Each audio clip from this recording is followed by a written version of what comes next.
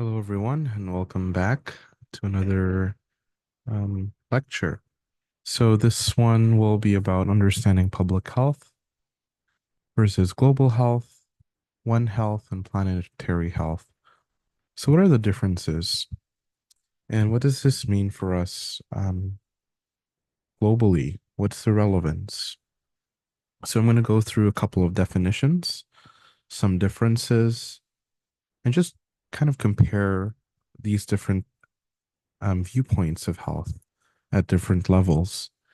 And you'll get to see how all of these types of health perspectives overlap and how they compare. Okay, so let's start with public health. So, public health focuses on improving and protecting the health of populations, and this occurs at a local or national level. So, you can be talking about the public health of the United States in a specific state, like Michigan, public health in Michigan. You can talk about public health in Canada as a whole, or public health in some of the provinces and territories, like Manitoba. So we can talk about public health in Manitoba. And so public health is really focusing at the local or national level. And really what public health is about it's really about utilizing efforts. So what does this mean? So organized efforts. And this is by a lot of public health professionals working in government, in areas of research, policies, and education. So there's a lot of health education that's involved with certain specialists. All of these utilities in this system prevent disease and promote health. And so you might see a lot of public health professionals working in different levels of government. You might see some on your national television, broadcasting network, but they can be simply people who are working in health facilities. So it might be a clinic, a community center, and it can involve someone with a medical background or maybe a master's of public health as well. And so, and usually people in that specialize in health promotion and health education, they usually have a master of public health.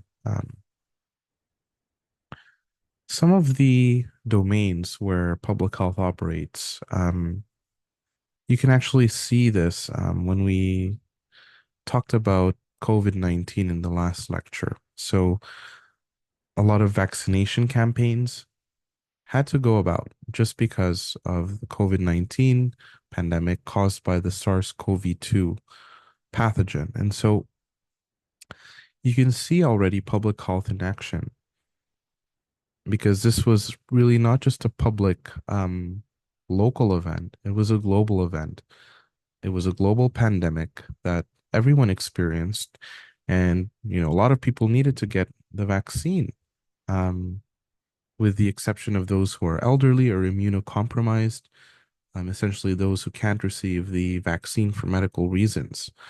But a lot of these vaccination campaigns are ongoing around the world, and it's not just for a disease caused by a virus like COVID-19.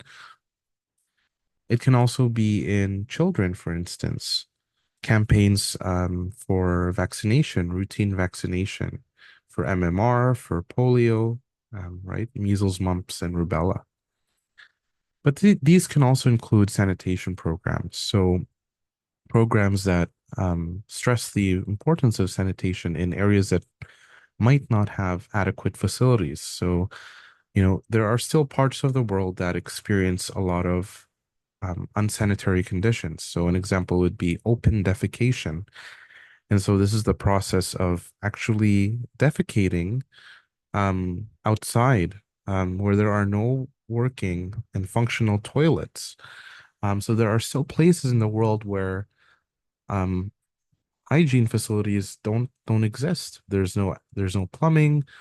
Um, People don't have working toilets. Some communities don't have running water. And so these can involve a lot of these types of programs. Can also include programs at a policy level. For instance, anti-smoking laws. There are areas that can be in buildings, government facilities that prohibit smoking. And I can give you a local example here in the Philippines is the National Deworming Program. And so this was really an effort to reduce parasitic infections among school children. So that's public health. What about global health? So global health, as it already states, is it's global. It's a global perspective, and it involves health issues that transcend national borders and require international cooperation. So this is a very, very powerful statement, because we are not limited by borders, right? The US, you can imagine right now, in 2025, as I'm recording this video, there's really a crisis um, between the United States and Canada. Um, there's a conflict going on, a trade war, um, tariff war, and so each country, the U.S. is trying to establish itself as an independent country. However, the president doesn't realize just how much Canada actually helps with the U.S. economy. So that's a national border issue, right? U.S. versus Canada versus China. However, when we're talking about global health, this issue really transcends national borders. And think about the COVID-19 pandemic when we just saw how the virus spread around the world. It really transcends national borders, right? Because the virus, it it spreads. It spreads through travel, through contact. We can't limit the spread of the virus just within a country's border. It's inevitable that it would spread. And so a lot of these health issues that we're talking about, whether it's infectious disease like COVID-19, transcends national borders and requires international cooperation. And so that's where the World Health Organization comes in. We'll talk about the World Health Organization in another video. But for now, this is what you really have to think about when we're talking about global health. Global health also prioritizes health equity and access to healthcare for all. So by now you should know a lot about what health equity is, what health equity isn't, in the previous video. If you haven't watched that yet, I really suggest you to watch the first video, where we talked extensively about what health equity is. And so that's really the foundation of global health. We're improving health equity around the world and access to healthcare for all, and ensuring that everyone gets the same supports. Um, and some people may need more supports than others, right? So we can't always use a tailored approach for health equity and global health. We need to realize that some people need more supports than others, right? Because there's a lot of people that aren't getting any supports at all.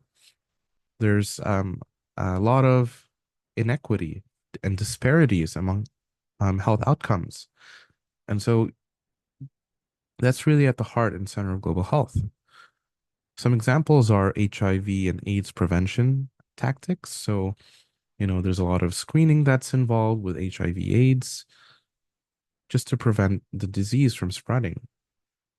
And again, as I mentioned, the COVID-19 response required a lot of international cooperation, right? There's also maternal health programs for the mother and for her child. As we'll talk in another video, how maternal health and child health are are very intertwined. They're connected. In many cases, the health of the mother actually determines the health of the child. It could be in utero, but also as the child is developing. And I can give you a local Philippines example. The CDC's tuberculosis program was an effort to reduce tuberculosis among migrants and refugees. And so this is an example of a global health program. What about One Health, right? So we talked about public health already, global health. What about One Health? It a lot of these terms sound very similar, right? Global health, One Health. But what is One Health?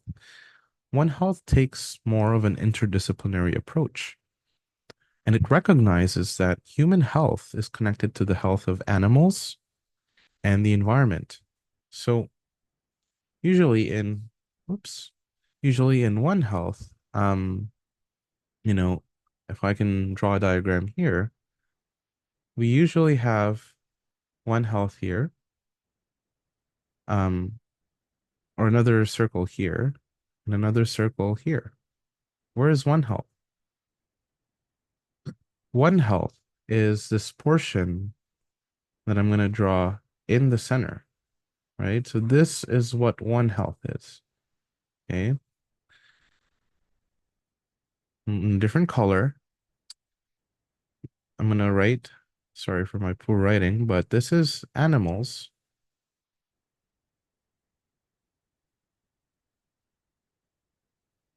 okay? Then this is humans,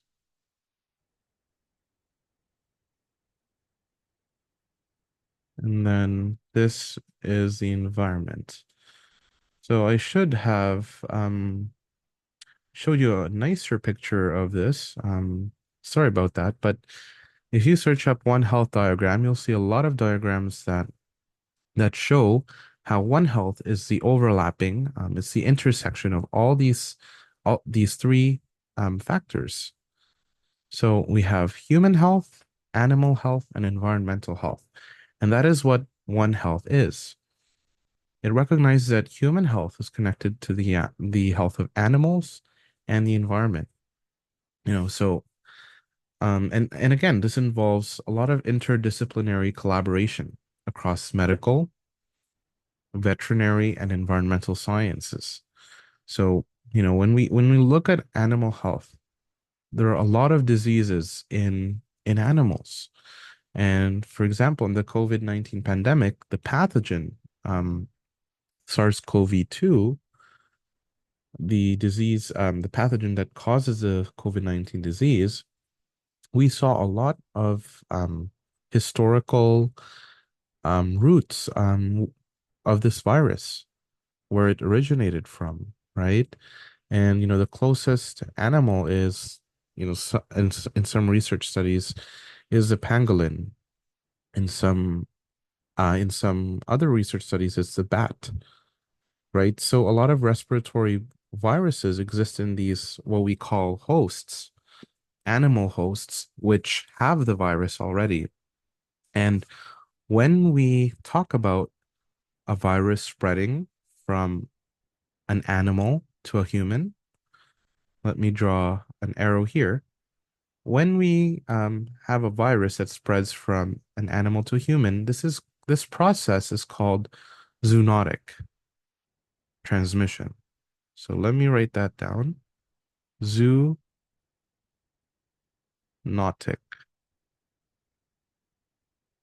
Oops.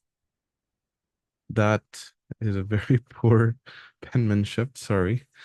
But zoonotic transmission.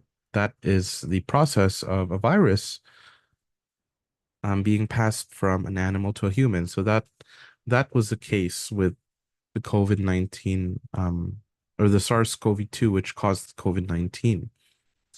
Um, there's research that shows that it came from the bat, some from a pangolin, but essentially the virus came from an animal.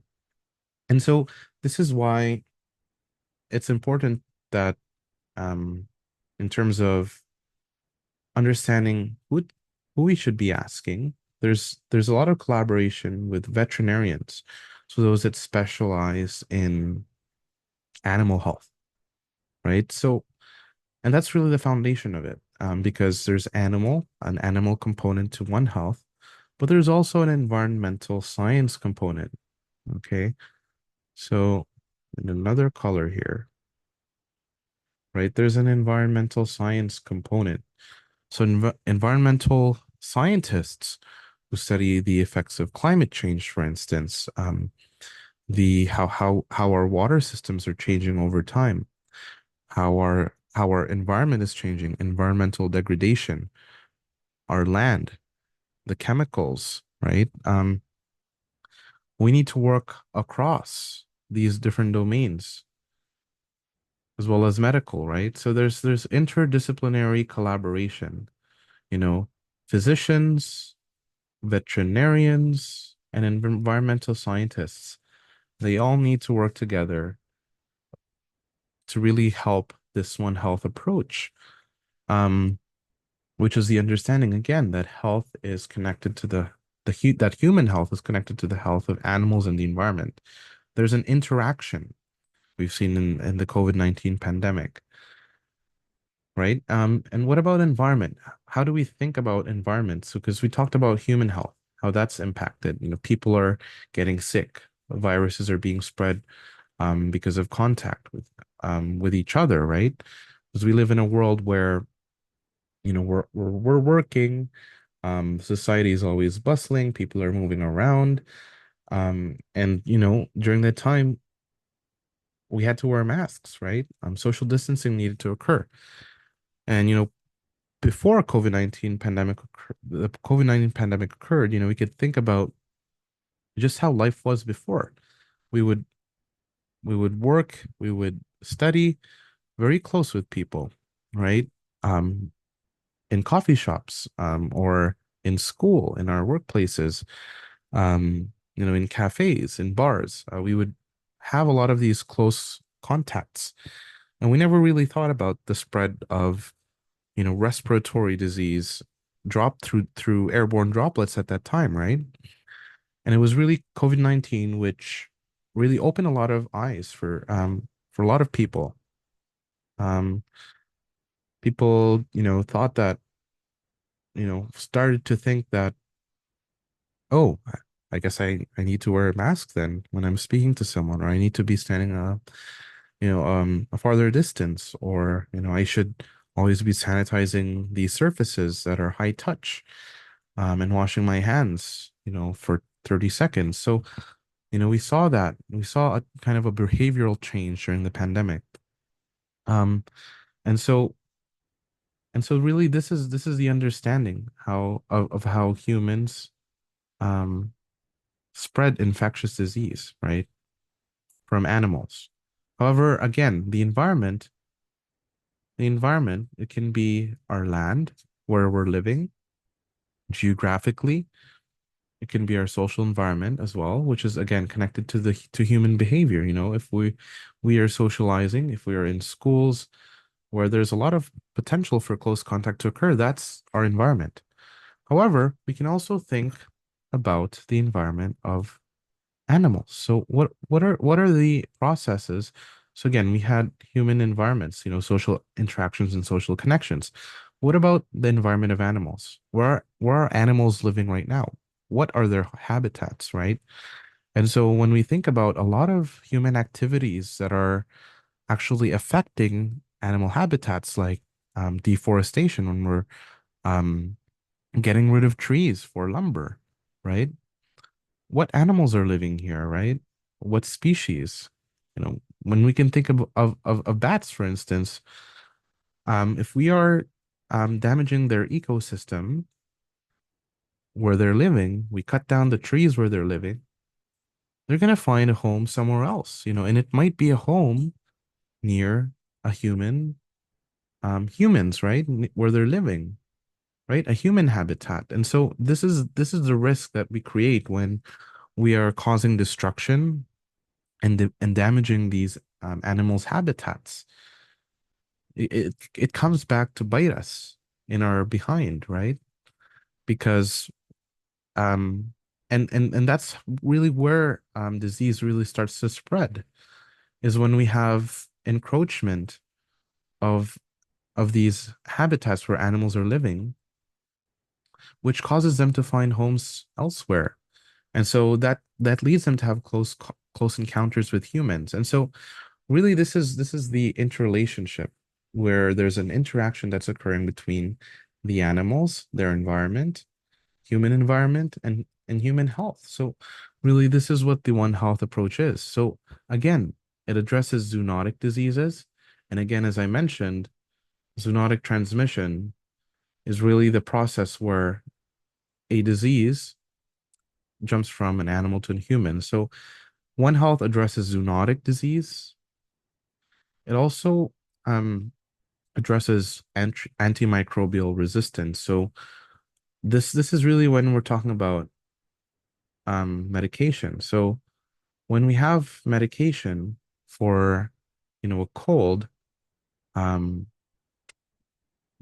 the microbes that are in our body, it becomes resistant, right? When we're taking so much medication, they're becoming resistant.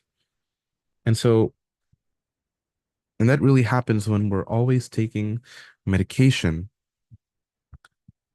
Our body's immune system, when we drink this medication, a lot of these pathogens are finding ways to actually overpower the medicine that we're actually taking in.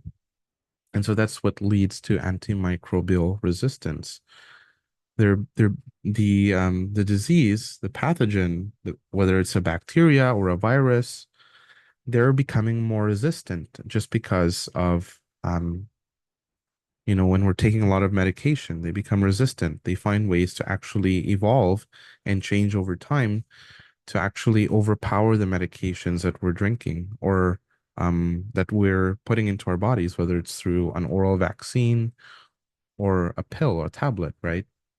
And so this case needs to be addressed because in some cases, um, physicians are now actually prescribing a multi-drug cocktail, a mixture of different drugs to treat diseases, just so we can overcome antimicrobial resistance. So if the virus, like the pathogen, whether it's a virus or a bacteria, if they're being resistant to one medication, medication A, then having a multi-drug cocktail, which mixes medication A, B, and C, that can actually increase the effectiveness and efficacy that these drugs will work in conjunction with each other to improve the health outcomes. So instead of using just one drug, which these pathogens may be already resistant to, using a mixture, a cocktail of different drugs can actually help physicians treat diseases where pathogens may already be resistant to them, to these medications, right? So that's another thing that One Health addresses. And finally, ecosystem health. We've already talked about the ecosystem where we have on one hand the animals, the humans that are living, and humans that are living in the environment. That's our ecosystem, our planet, right? Humans have their own habitats, animals have their own habitats, but ecosystem health is something that One Health needs to address, right? The health of the ecosystem for both humans and animals. Are we taking care of it? Are we doing our part as humans to take care of the habitats of animals? Or are we doing the opposite, where we're destroying their habitats and leading a lot of diseases to come to human habitats instead because of our own decisions, right? Which are sometimes really fueled by business, right? Business decisions. When, for instance, when we need a lot of lumber, when companies want to sell more lumber and wood, and it's not just in a forest, but also in a water ecosystem. Overfishing. We have a lot of cases where people are fishing more than what the ecosystem can provide, the water ecosystem can provide to them. So we've had a lot of endangered species um, becoming extinct as a result, right? So ecosystem health is really it's a very huge domain where, it's not just the land, but it's also the water and also the air as well, right? Air pollution. How many um how many cars are there on the road? How about the factories? How many toxins do we breathe in as a result of these industrial processes? So our entire ecosystem is really affected. and we are at risk, humans as well as animals. And so that's really what the One Health approach addresses. And so an example of this in the Philippines is the National One Health Roadmap that's really used to tackle zoonotic disease outbreaks, right? So again, this is just an application of One Health, right? So that's One Health.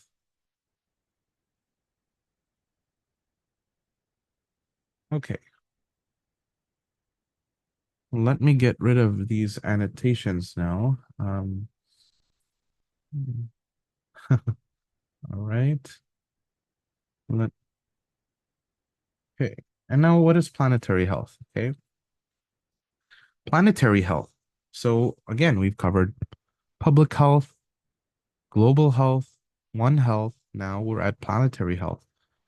And this looks like a planet, a side view of our planet. So as planetary health, the word already says planet. What does it state? It's focusing on human health impacts of environmental degradation and global ecological change. And we can think of climate change, right?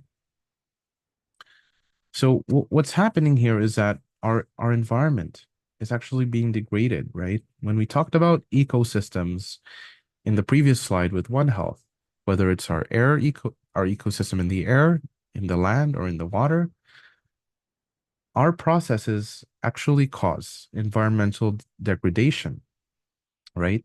Our environment is being degraded. It's being slowly destroyed because of human um, human actions, right? Whether it's overfishing in the water or combustion and gases in the air that causes um, smog, for instance, or air quality in some regions, or whether it's deforestation in the land, which causes and wildfires as well, right? Which causes destruction to the land, right?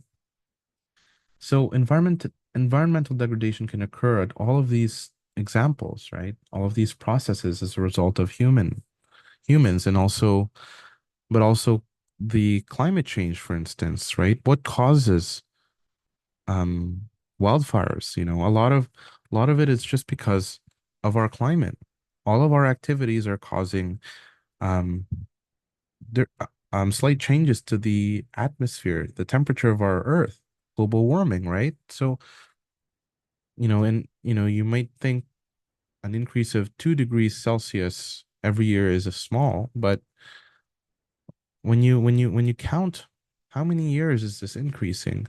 How does this impact the temperature of the Earth, of the globe? It's really alarming. And it's very sad that we still have a lot of people that are disagreeing about climate change, believing that it's some sort of hoax, something that was just made up. Very upsetting, but climate change is a threat to humans. Climate change is an existential threat. And so again, we think about how planetary health really focuses on human health, right? When we say climate change is an existential threat, it's an existential threat to humans, us, me and you, right? So really, this is the focus of planetary health. It's human health impacts as a result of environmental degradation and global ecological change, right? A change in our global ecosystems, and that's climate change, right? Climate change right there. Planetary health also emphasizes sustainable development. So what are the ways that we can improve planetary health through sustainable development initiatives, right? Whether it's Mr. Beast planting trees around the world, right? Or even to us on a smaller scale, a lot of schools were implementing the three R's: reduce, reuse, and recycle. So whether it's throwing away your canned soft drinks in a recycling bin so that the aluminum can be reused for other purposes, right? Or whether it's collecting tabs for wheelchairs, which we did in my school before, right? The tabs from the soda can. What can we do, right, to actually help our environment? Before we decide to chuck our waste or pour something down the drain, where can it be reused? Where can it be used in a different way, right? So how can we do this? How can we help our planet, right? We have this straw issue as well that, people think it's not a big issue, but when we have straws in the sea, pollutants in the sea, dumping of chemicals in bodies of water, and plastics, microplastics, how that can actually leach into our human exposome, which we'll actually talk about in another video, right? It's our entire human ecosystem, our bodies. What are they exposed to? What chemicals are they exposed to as a result of our human activities, right? So how can we emphasize sustainable development, whether it's in our school, our workplaces, or in our cities, our towns, right? That's the emphasis of planetary health, but also biodiversity. There's a lot of biodiversity, which means diversity in living things, right? Living species, whether it's in our water, animals on our land, um, different types of flowers and plants. How can we encourage this, right? If we're just um, not being aware, not being conscious of our actions, if we're destroying wildlife by overfishing, if we're destroying our land by deforestation, how can we encourage biodiversity, right? Of all living things. What will happen if we don't focus our attention on the activities that we're doing, we're going to lead we're going to expect a lot of extinction to occur within different species of plants, animals, right? An animal that we might see today, we might not see in 10 years, right? So this is really the emphasis of planetary health is biodiversity. We need to be sustainable. We need to be aware and conscious of our actions just to always encourage biodiversity in the years to come, right? And finally, right, climate change mitigation. How do we stop climate change from getting worse? And I think the first step to this is actually admitting to yourself and acknowledging that climate change is an existential threat. It's a threat, but we still have thousands, maybe 10,000, 100,000 people who still don't believe in climate change, right? The first step is to actually acknowledge the problem, and we can think of this, boiling frog analogy, right? Boiling frog. Um, if you don't know what it is, boiling frog. If you don't know what it is, I'll briefly talk about it, but it's essentially this analogy that people have where you have this pot of water. If it's already boiling, all right, we boil this pot of water and we throw a frog in it, it's gonna jump right away, right? That's how it's gonna react. It's just gonna jump because it's already boiling. However, if we put the frog in and the water is still cold or maybe at room temperature, and then we slowly increase the temperature, the frog isn't gonna jump out, right? It's gonna stay in that pot of water until this slow increase of temperature, causes simmering of the pot. The frog is still there until the pot actually boils to a rapid boil, and then the frog is dead, right? So this analogy is actually what's used when we're talking about climate change, planetary health. The boiling frog, this frog, when you put it in a pot of water where the temperature changes incrementally, it's not gonna jump out, right? It's gonna be it's gonna be relaxing, as if it's a very hot jacuzzi until it dies. All of a sudden it dies because the water is too hot. It boils. It's boiled alive. And now someone's ready to eat it. But whereas if we put the frog in a boiling pot of water, it's gonna jump out immediately. So this is the analogy that we used with how humans have really ignored climate change over the years. right? We're like this frog being boiled alive just because we think, a 2-degree increase in our temperature every 2 years or 3 years is not a lot, right? It's just 2 degrees, right? What's 2 degrees? But until we actually realize when it's too late, we're already boiling. We're already boiling. We're already melting in our planet until it's too late, right? So we're gonna be the boiling frogs if we don't do anything right now, immediately. And so planetary health looks at the long-term health of human civilization, right? The long-term health.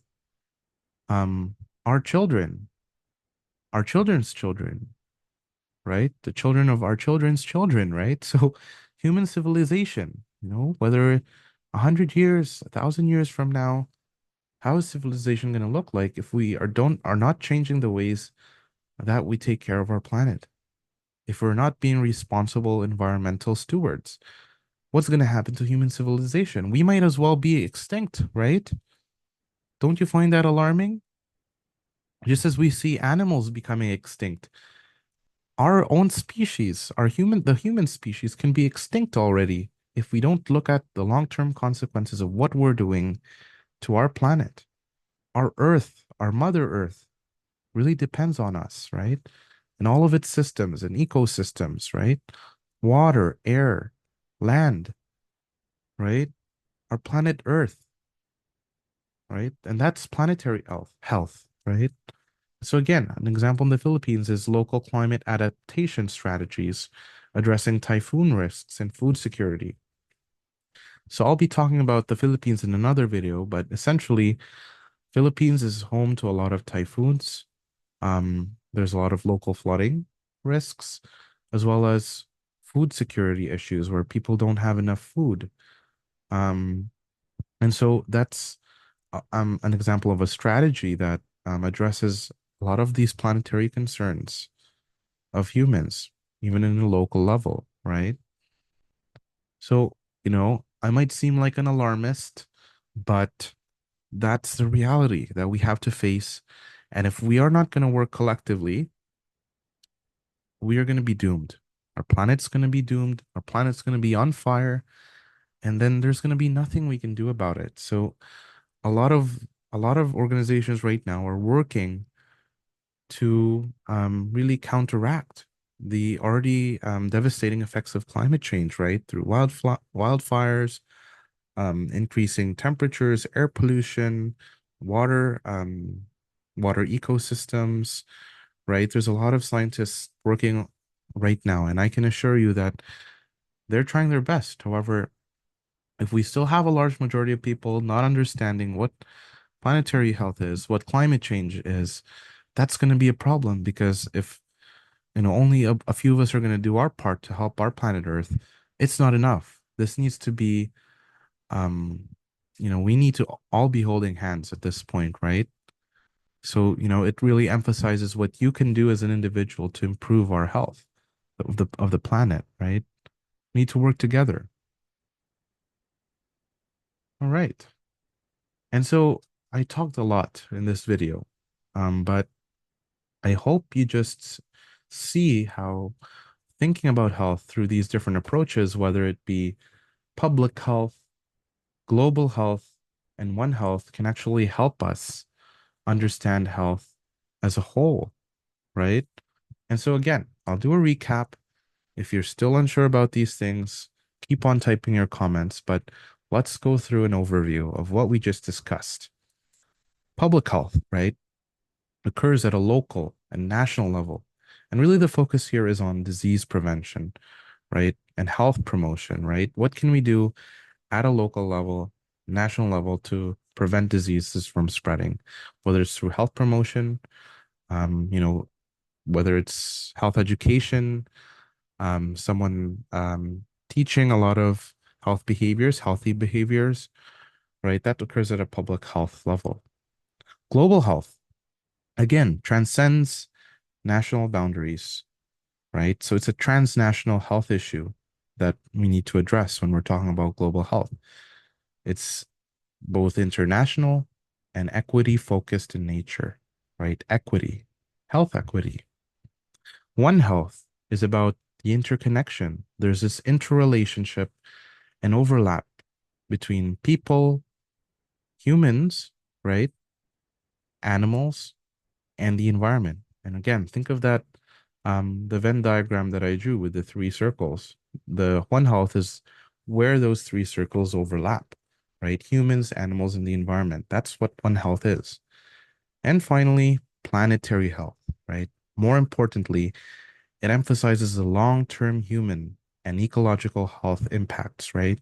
Environmental change and climate change, right? Amidst environmental change, it's already ongoing, occurring right now, climate change as we speak, as I speak, right?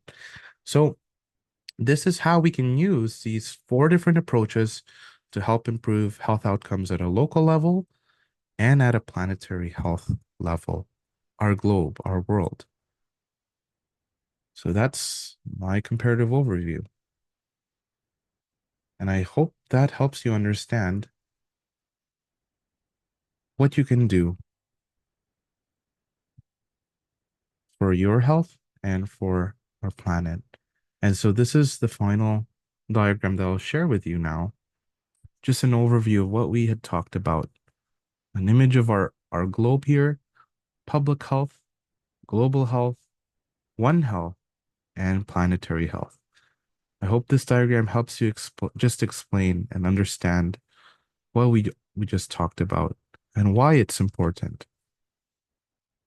All right, guys, I'll see you on the next video.